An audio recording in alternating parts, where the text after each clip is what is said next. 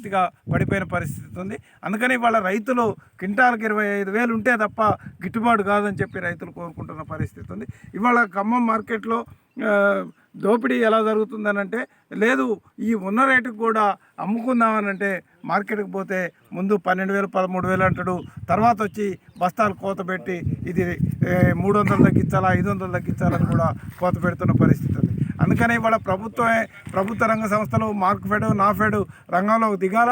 ఇవాళ ప్రభుత్వ సంస్థల ద్వారా ఇవాళ మిర్చిని క్వింటాల్కి 25,000 రూపాయల చొప్పున కొనుగోలు చేయాలనే డిమాండ్ తోటే రేపు 18వ తారీఖు నాడు ఖమ్మం మార్కెట్ కార్యాలయం ముందు పెద్ద ఎత్తున రైతులతోటి ధర్నా చేయాలని నిర్ణయం తీసుకోవటం అనేది జరిగింది. ఇవాళ కేవలం ఇదే కాదు, ఇవాళ పరిష్కారం కూడా ఏంటంటే మిర్చి రైతులకు బోర్డు ఏర్పాటు చేయాలి.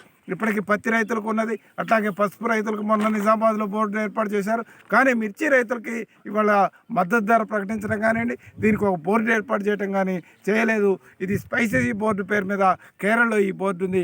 ఇవాళ ఖమ్మం, అట్లాగే గుంటూరు, అట్లాగే వరంగల్ ఈ 3 మార్కెట్లు ప్రధానంగా ఉన్నాయి. ఖమ్మం జిల్లాలో మిర్చి పండించే రైతులు ఎక్కువగా ఉన్నారు.